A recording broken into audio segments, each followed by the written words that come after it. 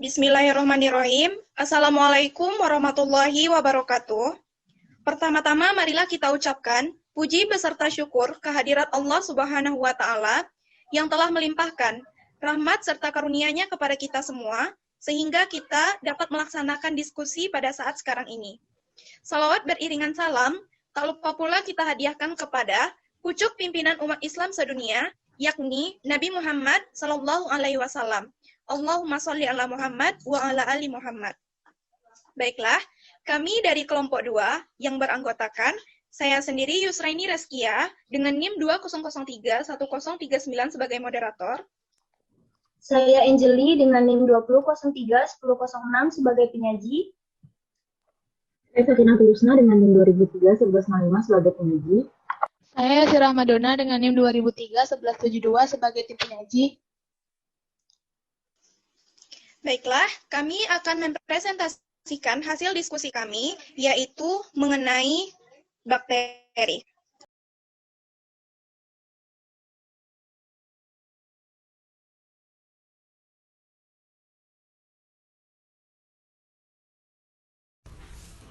Bakteri. Bakteriologi adalah ilmu yang mempelajari peri kehidupan bakteri. Bakteri merupakan mikroorganisme bersel satu, tunggal, atau uniseluler. Struktur sel bakteri yang antara lain tersusun atas dinding sel, sehingga cirinya menyerupai tumbuhan. Namun demikian, ada beberapa sel bakteri yang dapat bergerak pindah tempat. Oleh karena itu, bakteri dapat dikelompokkan ke dalam hewan.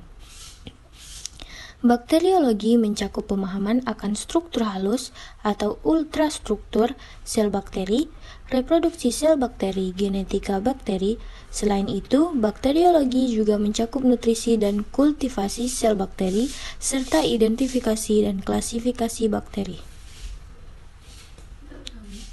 Materi pertama, ciri-ciri sel prokariotik dan eukariotik. Sel makhluk hidup memiliki inti sel atau nukleus. Inti sel ada yang belum memiliki membran inti, ada sel yang sudah memiliki membran inti. Sel yang memiliki inti yang belum memiliki membran intinya disebut sel prokariotik, sedangkan sel yang memiliki inti yang sudah ada membran intinya disebut sel eukariotik. Prokariotik dan eukariotik. Sel prokariotik. Setiap organisme tersusun dari satu atau lebih tipe dasar sel, prokariotik atau eukariotik, sel prokariotik atau pro sebelum, yaitu sel yang tidak mempunyai membran nukleus. Dengan demikian, substansi nukleusnya bercampur atau mengadakan hubungan langsung dengan sitoplasma. Daerah nukleus yang mengandung material genetik dinamai nukleoid. Sel prokariotik juga tidak mempunyai organela yang dibatasi membran di dalam sitoplasma selnya. Contoh sel prokariotik antara lain mikoplasma, bakteri, dan ganggang biru. Istilah prokariotik dan eukariotik mula-mula digunakan oleh Hans Rees dalam tahun 1960-an. Ciri-ciri sel prokariotik yang pertama, biasanya relatif kecil dan sederhana, mempunyai ciri-ciri eksternal, batasnya adalah membran plasma, dapat memiliki bungkus yang disebut mesosom, dinding yang kaku yang tersusun dari senyawa yang unik yang ditemukan hanya pada dinding prokariotik yang disebut peptidoglikan dan tidak ada pada Archaebacteria. Dapat mensekresi sarung pelindung atau kapsul untuk perlindungan, dapat memiliki struktur matil yang disebut flagella, tetapi mereka berbeda dari flagella yang terdapat pada eukariotik atau proyeksi yang sangat kecil yang disebut villi, yang membantu pengikatan bakteri pada permukaan. Molekul DNA tunggal atau sirkuler terkonsentrasi pada suatu daerah di sitoplasma yang disebut nukleoid. DNA tidak dikelilingi oleh protein. Bakteri mungkin memiliki lebih dari satu kopi dari molekul DNA. Bagian-bagian dari sel prokariotik. Komponen-komponen sel prokariotik. Yang pertama, membran plasma atau membran sel. Yang kedua, matriks sitoplasma. Yang ketiga, material genetik. Yang keempat, ribosom. Jenis-jenis sel prokariotik ada dua. Yang pertama, cyanobacteria atau alga hijau biru. Yang kedua, mikroplasma. Perbedaan sel prokariotik dan sel eukariotik bisa dilihat pada tabel berikut ini. Sel eukariotik. Eukariotik berbeda dengan prokariotik. Mereka memiliki karion atau nukleus. Di dalam nukleus inilah terkandung sebagian besar DNA. Sel-sel eukariotik mencakup sel-sel hewan dan tumbuhan. Ukuran sel eukariotik lebih besar daripada sel prokariotik. Ciri-ciri sel eukariotik yang pertama, sel eukariotik punya suatu sistem struktur internal yang dikelilingi membran yang disebut organela. Nukleus dikelilingi atau selubung nuklear. Eukariotik berarti nukleus yang sebenarnya. Mempunyai sitoplasma sitosol di mana organela-organela khusus terletak, mempunyai efisiensi yang lebih besar untuk aktivitas sel. Organela-organela secara fisikal memisahkan tipe-tipe yang berbeda dari aktivitas sel pada ruangan sitoplasma. Bahwa pengukuran yang Organela tepat juga terhadap sel menyebabkan bakteri dapat pemisahan dilakukan dengan aktivitas menggunakan sel dalam mikrometer waktu. okuler. Namun demikian, sebelum digunakan mikrometer okuler, harus ditara lebih dahulu harga skalanya dengan memakai mikrometer objektif yang telah memiliki harga skala yang pasti. Ukuran sel bakteri umumnya dinyatakan dalam satuan mikrometer. Ini adalah gambaran umum struktur sel bakteri. Bagian tubuh bakteri pada umumnya dapat dibagi atas 3 bagian, yaitu dinding sel, protoplasma, dan bagian yang terdapat di luar dinding sel seperti kapsul, flagel, dan filus. Apa saja struktur sel bakteri dan fungsinya? Yang pertama ada membran sel. Membran sel merupakan selaput yang membungkus sitoplasma beserta isinya. Terletak di sebelah dalam dinding sel, tetapi tidak terikat erat dengan dinding sel. Yang kedua ada ribosom. Ribosom merupakan bagian sel yang berfungsi sebagai tempat sintesis protein. DNA. DNA bakteri berfungsi sebagai pengendali sintesis protein bakteri dan pembawa sifat. Selanjutnya ada dinding sel yang berfungsi untuk memberi bentuk sel, memberi kekuatan, melindungi sel, dan menyelenggarakan pertukaran zat antara sel dengan lingkungannya. Selanjutnya ada struktur sel flagel. Flagel merupakan alat gerak bagi bakteri, meskipun tidak semua pergerakan bakteri disebabkan oleh flagel. Selanjutnya ada pilus. Pilus ini merupakan alat lekat sel bakteri dengan sel bakteri lain atau dengan bahan-bahan padat lain, misalnya makanan sel bakteri. Kapsul. Kapsul berfungsi untuk perlindungan diri terhadap antibodi yang dihasilkan sel inang. Oleh karenanya, kapsul hanya didapatkan pada bakteri patogen. Dan yang terakhir ada endospora.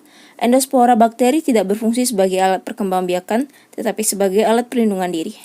Baiklah, saya akan membacakan mengenai materi selanjutnya, yaitu mengenai ukuran dan bentuk sel bakteri. Ukuran bakteri.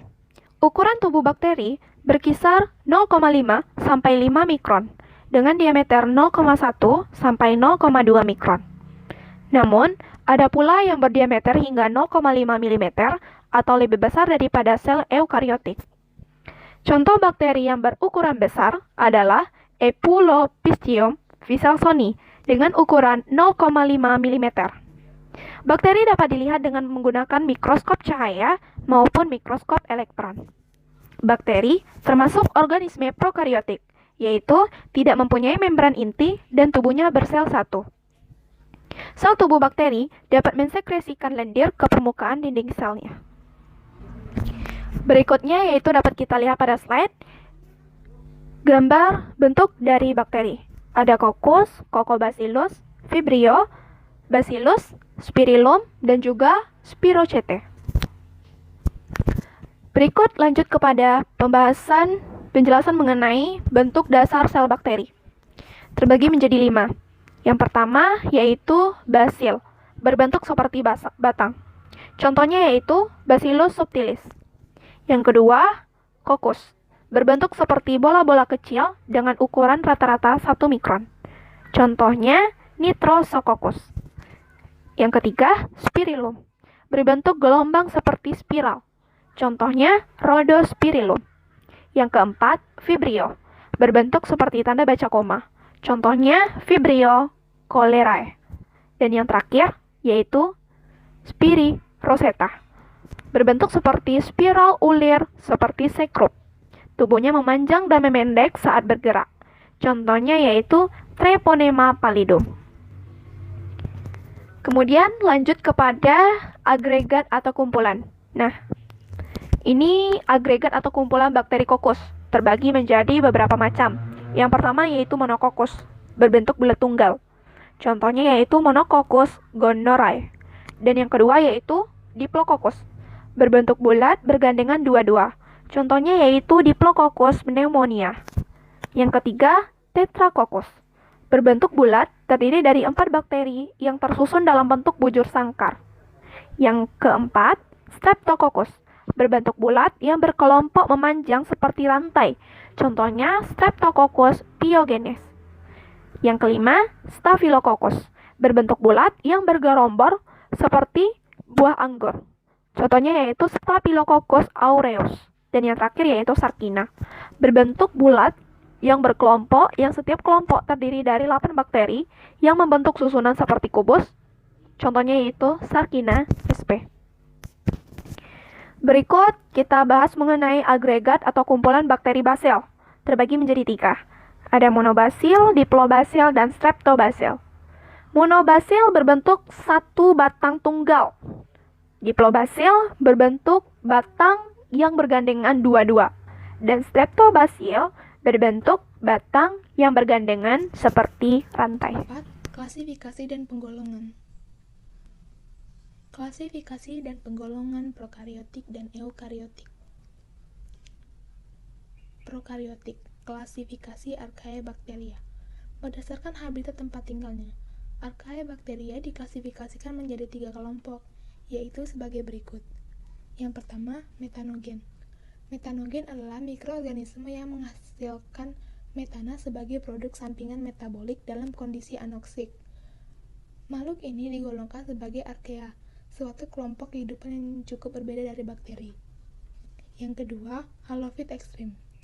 Secara garis besar, jenis klasifikasi halofit ekstrim ini mempunyai sifat aerob heterotrof. Namun, terdapat juga yang bersifat anaerob serta fotosintetik dengan terdapatnya pigmen yang dimilikinya berupa bakteri Rhodopsin. Yang ketiga, termoasidofil. Termoasidofil merupakan salah satu mikroorganisme yang memiliki sifat kemoautotrof yang dapat menggunakan H2S untuk sumber energinya. Klasifikasi Eubacteria. Bakteri heterotrof. Bakteri heterotrof merupakan jenis bakteri yang tidak mampu dalam membuat makanannya sendiri. Misalnya, Mycobacterium tuberculosis. Yang kedua, bakteri autotrof. Bakteri autotrof adalah bakteri yang mampu membuat makanan sendiri dari fotoautotrof dan kemoautotrof. Bakteri ini dapat dibedakan menjadi beberapa bagian. Yang pertama, bakteri aerob. Bakteri aerob merupakan bakteri yang memerlukan udara bebas untuk memproduksi makanannya. Misalnya, pada bakteri Mycobacterium tuberculosis. Yang kedua, bakteri anaerob. Bakteri anaerob merupakan bakteri yang tidak memerlukan udara bebas untuk memproduksi makanannya. Sel eukariotik meliputi sel hewan dan tumbuhan. Sel hewan. Sel-sel hewan sangat berbeda-beda dalam ukuran, bentuk, susunan organel, dan fungsi utama secara fisiologi. Oleh karena itu, tidak ada sel yang khas dapat menjadi sebagai suatu contoh dari semua sel-sel hewan. Walaupun demikian, dalam organisasinya ada sejumlah struktur sel yang umum bagi sebagian besar sel-sel hewan, yang dimiliki sel hewan namun tidak dimiliki oleh sel tumbuhan, yaitu lisosom dan sentrosom. Yang kedua, sel tumbuhan. Semua organel yang diuraikan sebagai penyusun tetap dari sel hewan juga ditentukan pada banyak sel tumbuhan. Namun, selain organel tersebut banyak lain yang unik pada sel tumbuhan, meliputi dinding sel yang kaya karbohidrat, plasmodesmata, kloroplas, dan vakuola yang besar. Organel yang dimiliki oleh sel tumbuhan tetapi tidak dimiliki oleh sel hewan adalah kloroplas, vakuola yang besar, dinding sel, dan plasmodesma. Demikianlah hasil presentasi dari kelompok kami. Jika ada teman-teman yang ingin bertanya, disilakan mengetikkannya di forum diskusi. Saya akhiri dengan wabillahi taufik wal hidayah. Wassalamualaikum warahmatullahi wabarakatuh.